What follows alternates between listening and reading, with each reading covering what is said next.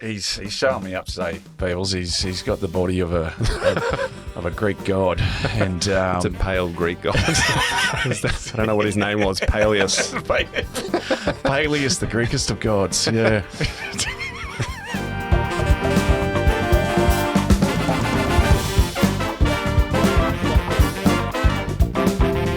Action, take one.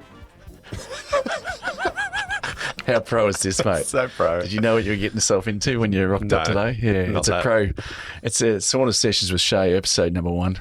We've got our first guest, and it's a privilege and honour to have you up here, mate. Thanks, buddy. Kel Sanson. Thanks, mate, for coming along and putting on the beanie.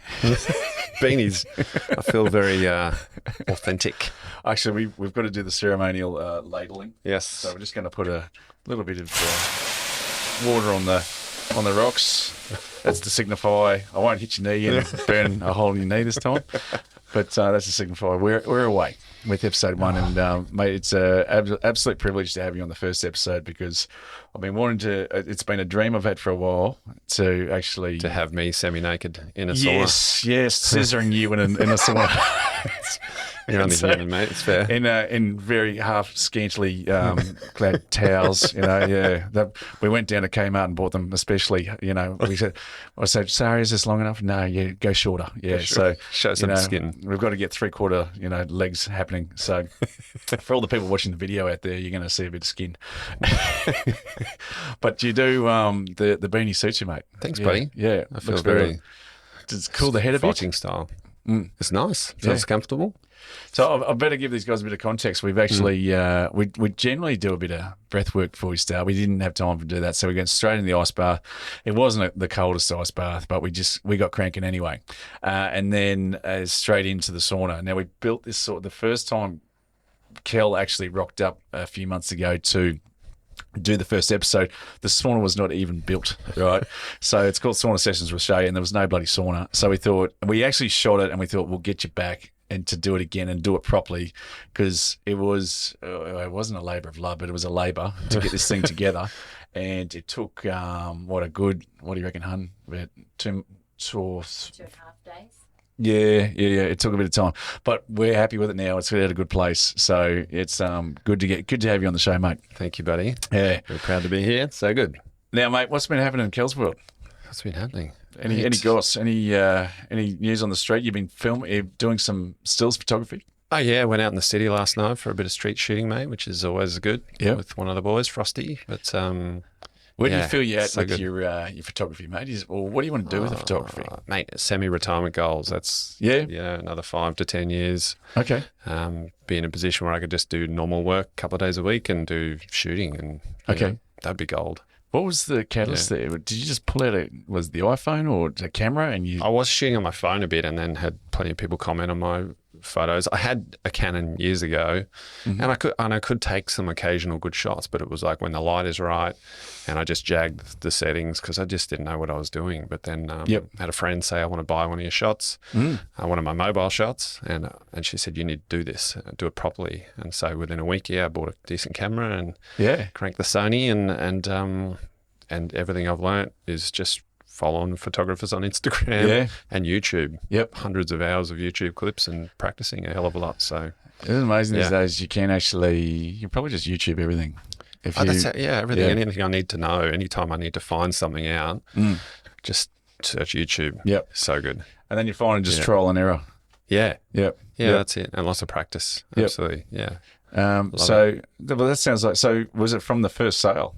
So when you got that sale, did you actually, the hair stand up the back of your neck go, I can actually do something here and make some money out of this? Yeah, well, it wasn't so much the money. It was more just this is something that I'm passionate about, and like I've always liked it.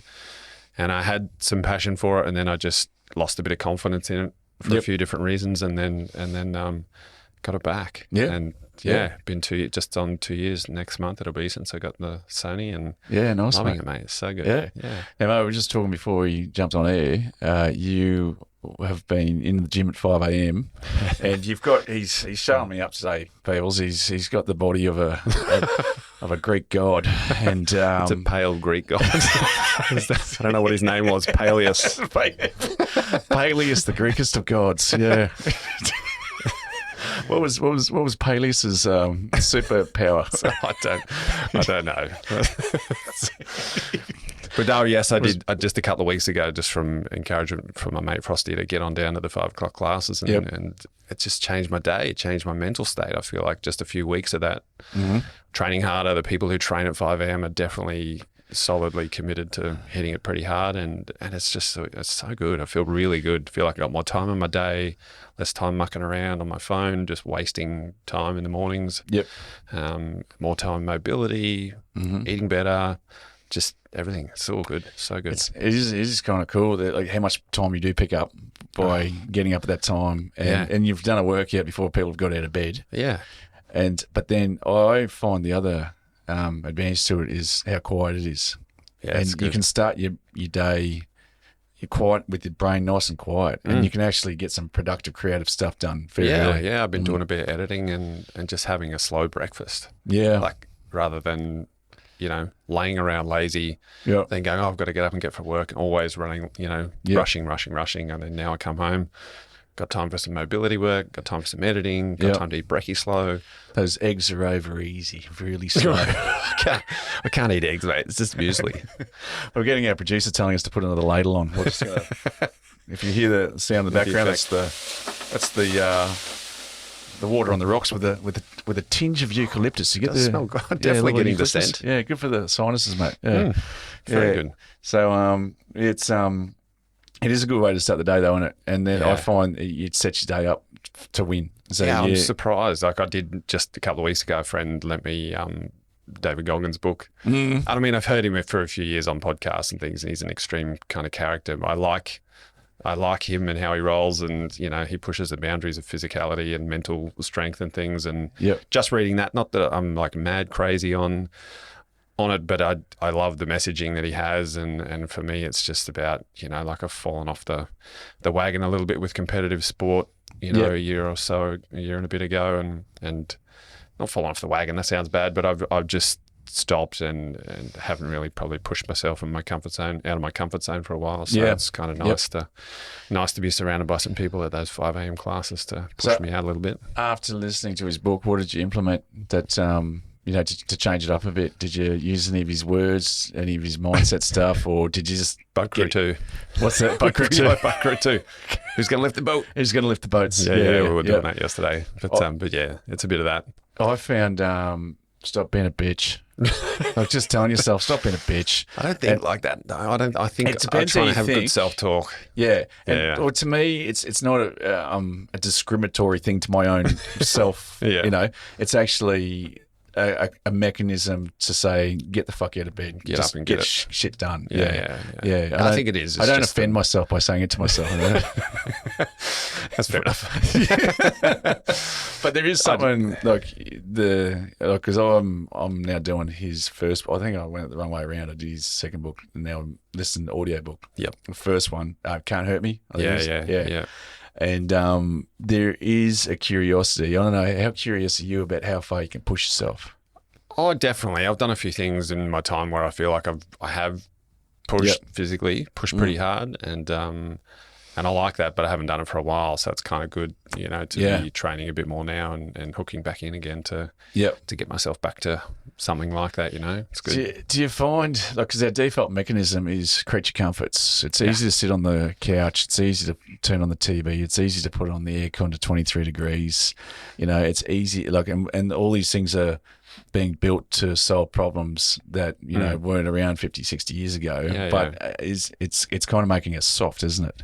It's definitely an element of that. Yeah, everyone likes to be comfortable. I mean, I like to train hard and rest hard. Train hard, rest hard. That's my motto. How do you rest hard? Just make the most of my relaxed time. I think because for me, I do a lot of travel. When I don't have my daughter, on the weeks where I don't have my daughter, I do a lot of work travel. Yep. And I like to go on a few adventures and photography and things, and keep pretty busy. And so when I relax, I want to properly be there relaxing. So that's important. The other member in your family is Charlie. How old's Charlie? Charlie's nearly 11. All right, she's an absolute angel, this kid. Yeah. Everything she does it oozes cuteness. She is very cool. Yeah. I'm very lucky. Obviously an extension of Dad. Yeah. She's a cool And a human mum. being. And a yeah, mum. and a mum, She's, of course. You know, yeah. she's a good child. Good Yeah. child. God, I sound like an old douchebag. She's a good child. Listens to her parents. No, she is. She's just cool. She's always been a very calm person. I can't remember ever seeing her lose her temper. Yep. I've seen her emotional a few times, obviously, but she doesn't. She just never had tantrums. She's just a relaxed little dude, Yeah, good. And I love that about her. And, we love to go climbing and do adventures and things. And, Yep. I think the time with her, I suppose that single dad thing is, go away, travel, work hard, come home when I've got her. There's a lot of focus time with her, and I love that, Yeah, good. And so, Yeah. we love chilling out, watching a movie, and it's, those kind of things are really nice too. So She's got a good energy about her, mate. That's for sure. Yeah, she does. Yeah. I'm very, very grateful. Absolutely. Mate, did you have any preconceptions of what you're in for today with Sauna Sessions with Shea? I definitely didn't have any preconceptions about these hats. I think Sari suggested put the beanies on, and I think it's just going to be a weekly thing. Everyone's going to have to. If you got lice, then or nits, whatever, share it around. Yeah, share it around. The steam will hopefully sterilise. The heat and the steam might get rid of that. Let's kill the bacteria in the nits at the same time. We'll find out. Yeah. Oh, Yes. we've just got our producer saying put on another ladle of water. So let's see. Yeah, we'll go again on that. So we actually, I actually was sitting, I don't know about you, but when I sit in the sauna, I come up with some ideas that are like, oh yeah. And I don't think I would come up with the ideas if I wasn't sweating out all this gunk in the sauna. Yeah. So I find like some of my best ideas are either on the toilet or in the sauna. Yeah. I'm more happy to share your ideas here. Yeah. But that was like the premise for the whole thing was like, when I used to go to the gym just down the road here, I'd always have a sauna at the end of a session, and that was always I'd tell my partner I'd get out of the sauna, and I always felt good because whoever's in the sauna had to listen to my shit, right?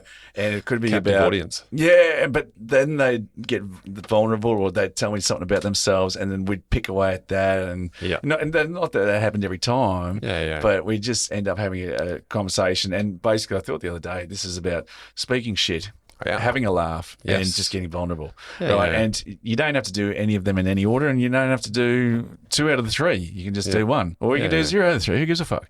So it's just, it is what it is. So, but I think there is something important about keeping the conversation going. Like I find even, I don't know, with your job, do you find you connect with people, you're conversing all the time? Yeah, or, there's a lot of that. Yeah, there's definitely a fair bit of that. I mean, when I work from home, though, there's not too much chit chat. I mean, a few phone calls and that with colleagues or clients, I suppose. But but no, I think it is. We easily can get caught up in scrolling the media and things, and not calling a mate to say, "Hey, bud, how you going? What's going on, and what's happening?" And the simple stuff. It's an easy trap to fall into, I think, now. And I don't know. Things are a bit strange since post-COVID. I don't know, but I think we still can easily fall into those traps and not calling up, and because you saw some photos from a weekend and you commented on it, said, "Oh, cool, that looked awesome," but you don't ring and get the lowdown or what's happening in your life sort of chat, I don't know, mate, even around here, like where we live, I find it's almost too quiet.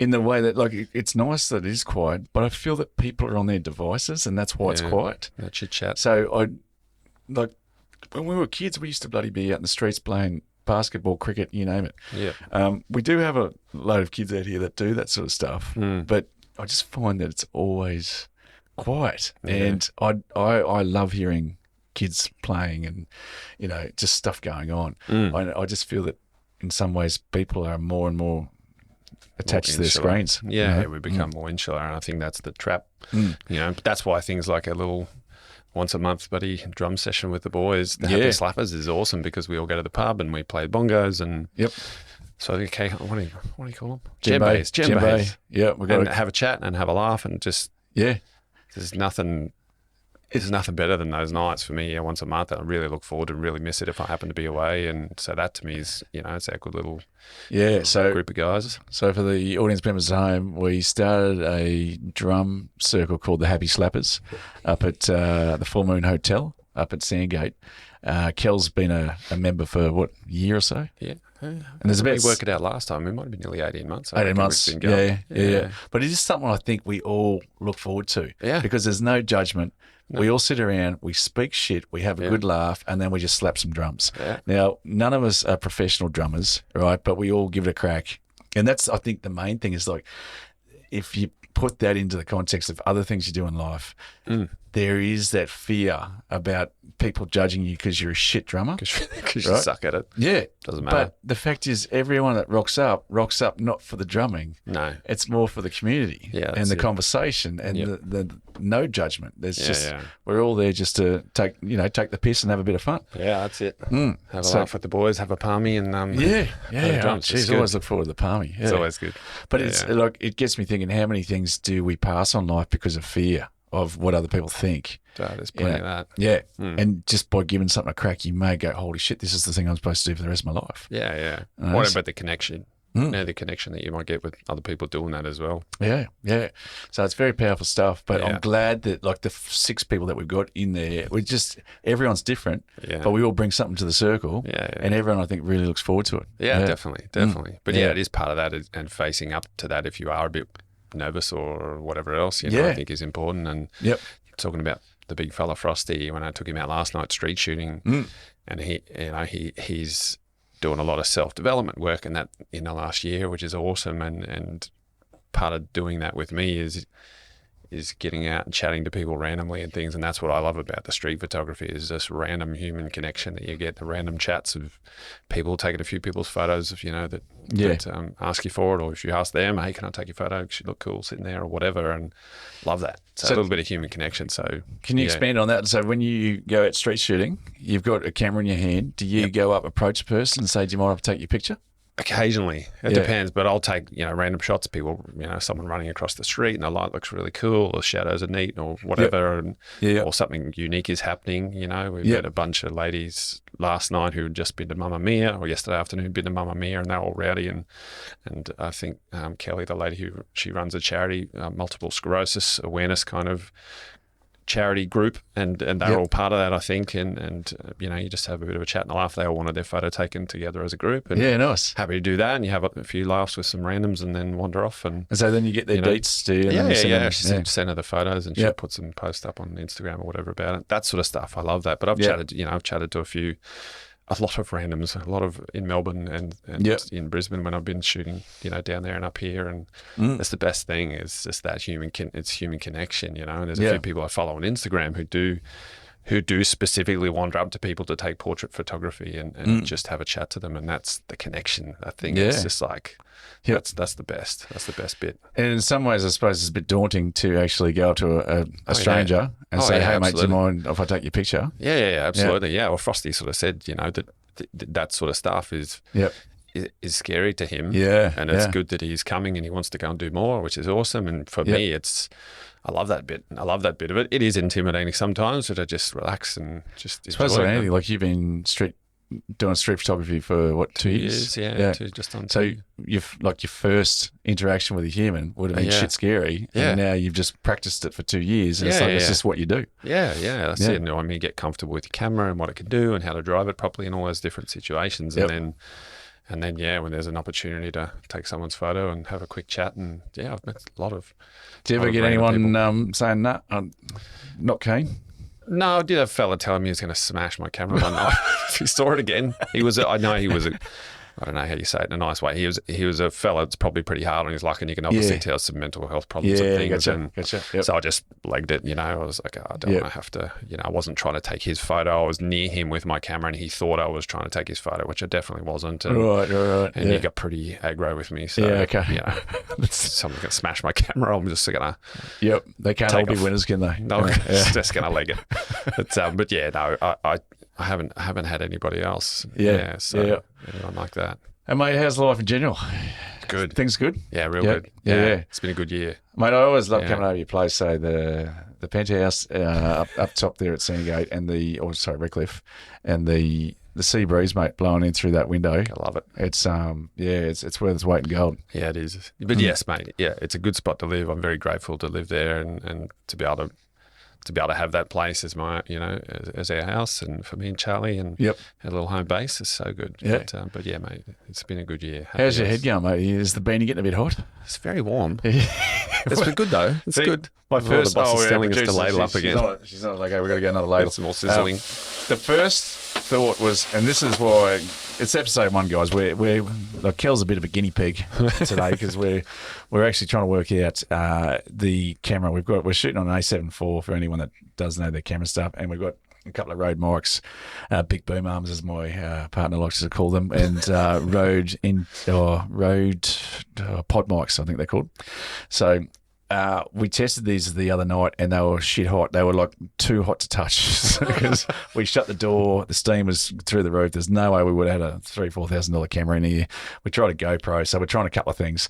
But the first premise was actually just to keep steaming this bloody thing up and talk until we can't talk no more because it's like it's getting too hot. Yeah. So, and I don't think we're too far off, right? No, it's pretty. I'm definitely getting toasty. Yeah. But we've come from the ice bar straight in, so we've come from the core temp down a bit, and it's now rising. But it's like on the Richter scale, we're sitting at about 40 degrees and 30% humidity. So it's not crazy hot. Too bad. Yeah, but I think the beanie's starting to get a little bit. I think bit warm. We could wrap it up and shut the door and crank this sucker properly.